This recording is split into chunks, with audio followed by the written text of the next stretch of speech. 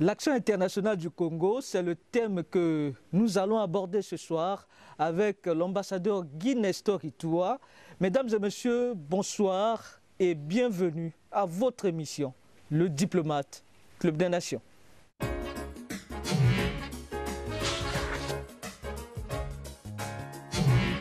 Bonsoir, monsieur l'ambassadeur. Bonsoir, monsieur Boulon. Et merci une fois de plus d'accepter notre invitation. Je vous en prie. Alors, vous le savez bien, le président de la République a été réélu cette année et investi en même temps. Et un nouveau gouvernement a été nommé. Je sais que vous n'êtes pas dans le secret de Dieu, mais pensez-vous que les ambassadeurs aussi seront nommés?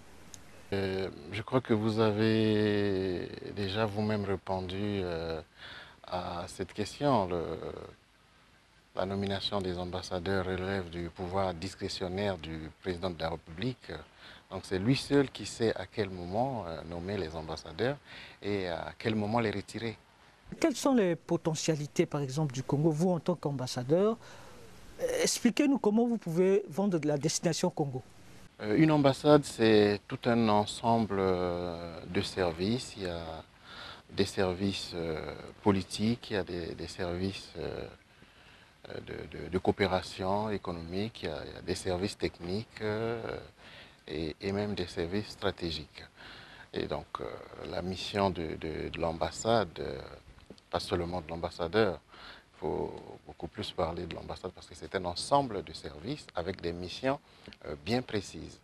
Donc je parlais des missions de coopération économique.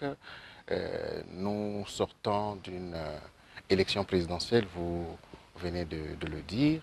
Le président a été investi. Ce qui était hier le projet de société, aujourd'hui, est un programme du gouvernement. Et dans ce programme du gouvernement, il y a un volet diplomatie. Et dans ce volet diplomatie, il y a des points saillants, ce que le pays veut faire avec ses partenaires étrangers. On parle aujourd'hui, par exemple, l'intensification de l'activité agricole, donc développer l'agriculture.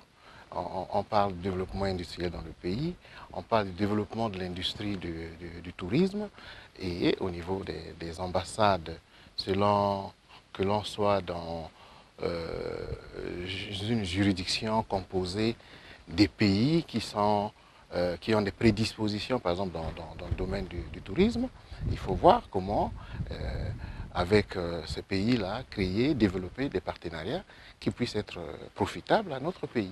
Si on parle du développement de l'industrie du tourisme au Congo, c'est parce qu'évidemment, le pays a des potentialités, le pays a des prédispositions. Il suffira simplement de revisiter un peu notre histoire, et surtout dans sa dimension culturelle.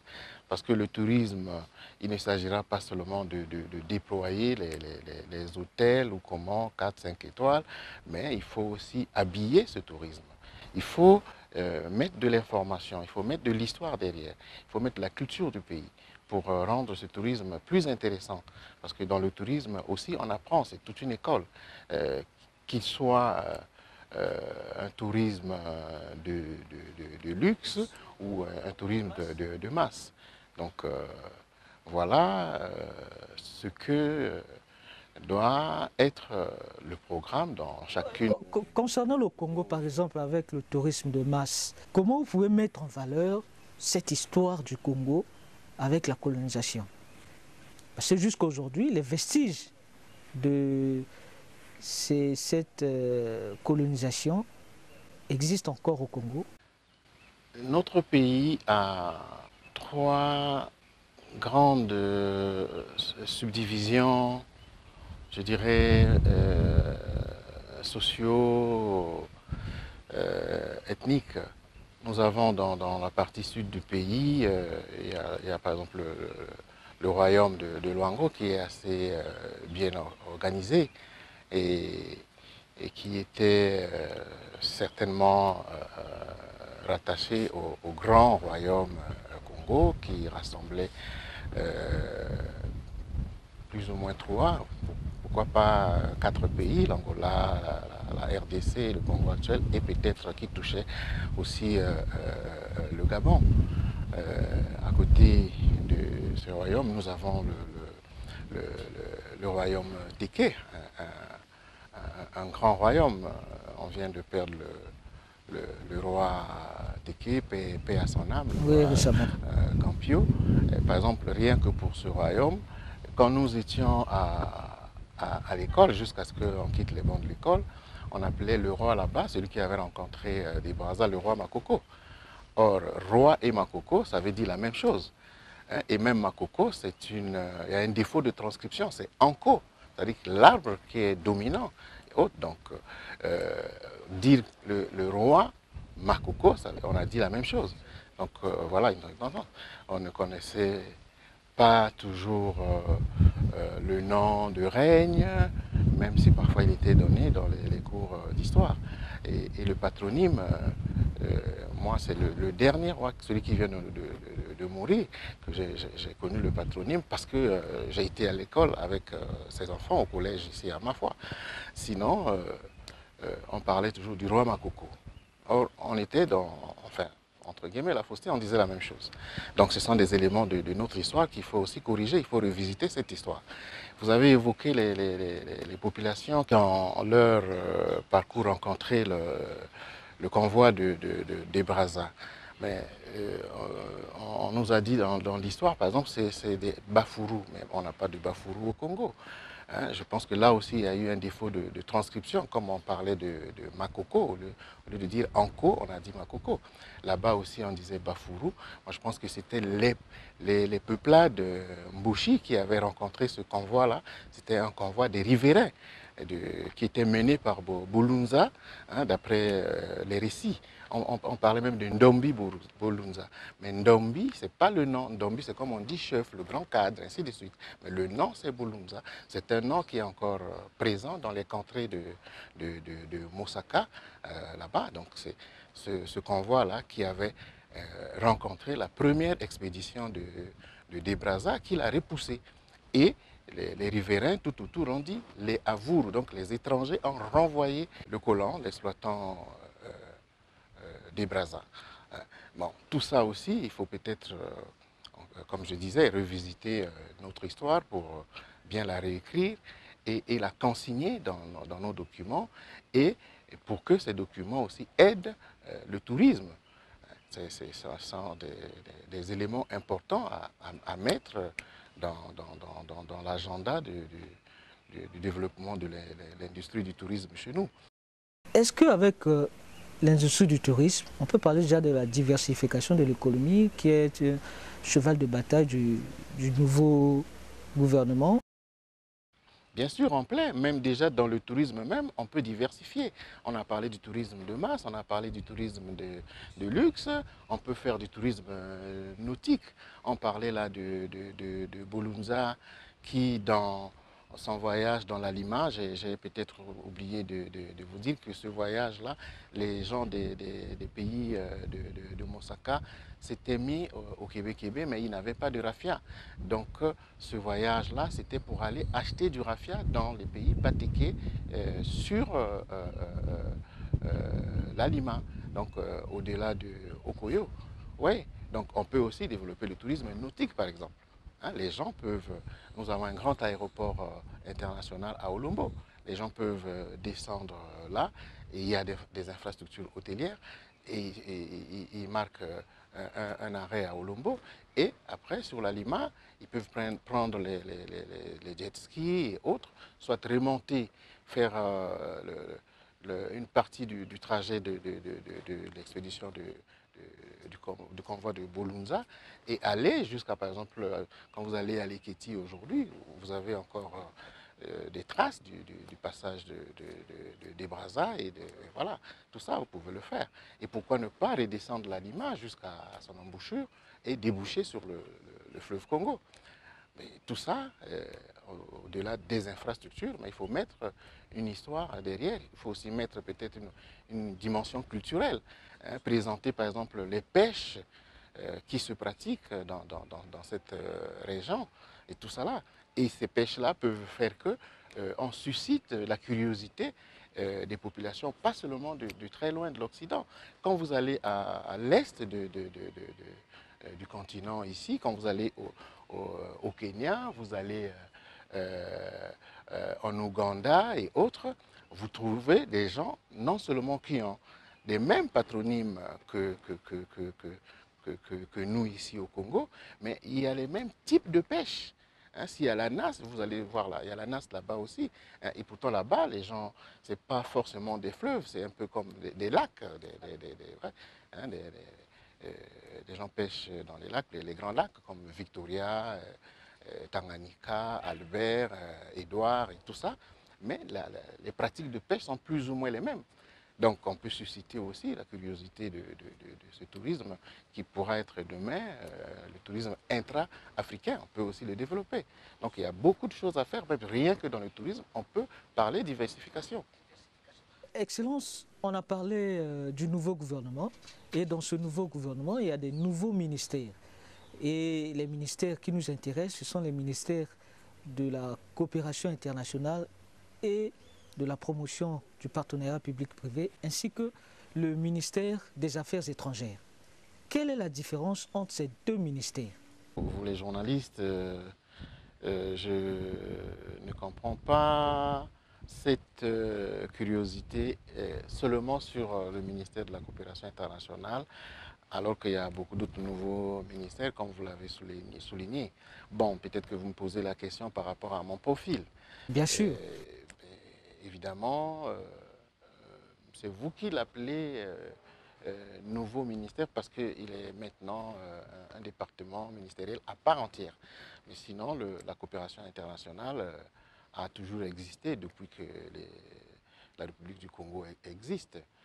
On a déjà eu dans le passé le ministère de la coopération titulaire dans les années 80 avec le ministre Emmanuel Yoka. Et d'ailleurs, si je ne me trompe pas, c'était un ministère qui était à la présidence. Et après le ministre Yoka, on a encore eu le ministre... non, la transition, il n'y a pas eu un ministre titulaire de la coopération, c'était fusionné avec les affaires étrangères. Mais après, sous, je crois, le ministre Boukoulou, il y a eu une délégation. Il y avait Madame Lipou Massala qui était ministre déléguée à la coopération internationale. De 1997 à aujourd'hui, on a eu, sous le ministre d'État Adada, une délégation aussi. Le ministre Balemego avait été ministre délégué à la coopération d'abord, avant de devenir titulaire. Et puis, il est parti pour laisser place à Boao, qui a été aussi ministre titulaire. Donc après, il y a eu fusion et là, le ministère a été de nouveau créé. Mais sinon, ce département a toujours existé et souvent fusionné avec les affaires étrangères. Excellence, vous l'avez dit, vous l'avez su bien signifier que c'est un département qui ne date pas d'aujourd'hui. Quelles sont les spécificités de ce ministère de la coopération internationale? Mais je ne sais pas s'il faut parler de différence ou plutôt de complémentarité, parce que le ministère des Affaires étrangères et celui de la coopération internationale sont les deux bras de l'action internationale du pays. Hein. Il y en a un, donc celui des affaires étrangères, qui fait le volet politique, donc de la représentation. Et le second fait le volet économique et technique, donc de la négociation. Exactement. Voilà de Mais façon un peu pour résumée. les téléspectateurs qui nous suivent, quand vous parlez du volet politique, ça veut dire quoi exactement? Et quand vous parlez du volet économique, ce ministère dans la pratique va s'exercer comment? Oui, quand je parle du volet politique, autrement dit, le ministère des Affaires étrangères reste le trait d'union entre toutes les ambassades ou autres institutions diplomatiques accréditées au Congo et les administrations du pays d'accueil, donc du Congo. Le trait d'union, c'est le ministère des Affaires étrangères. Quand un diplomate accrédité au Congo ou une administration nationale veut rencontrer un diplomate ou vice-versa, il passe par le ministère des Affaires étrangères où est domicilié le protocole diplomatique. Donc c'est le protocole diplomatique qui fait le lien. Les deux ministères sont le bras de l'action internationale du Congo. Mais leurs missions sont bien distinctes. On a évoqué la négociation. Imaginez qu'on soit dans un cas de tenue d'une commission mixte. On sait que c'est un dossier de négociation. Ce sont des dossiers techniques de négociation. En ce moment, ces dossiers sont menés par le ministère de la Coopération internationale. Et dans ces dossiers encore, il y a toute une autre particularité, parce que nombreux de ces dossiers ont l'expertise dans les ministères sectoriels ou aussi ministères techniques. Donc, le ministère de la Coopération internationale reçoit toute l'expertise des ministères sectoriels pendant la tenue des commissions mixtes pour évoquer, évidemment, ces sujets techniques. Mais quand il s'agira des missions de représentation, tout revient aux affaires étrangères. S'il y a un ambassadeur qui est nouvellement nommé chez nous au Congo, son processus d'accréditation passe d'abord par le ministère des Affaires étrangères où l'ambassadeur désigné vient faire ses copies figurées, les copies figurées de ses lettres de créance. Donc quand il a fini, et il attend la programmation pour aller présenter les lettres de créance au président de la République. Donc ça, c'est la dimension politique, la dimension de représentation. Voilà. Donc c'est différent de la dimension économique et technique qui est celle de la négociation.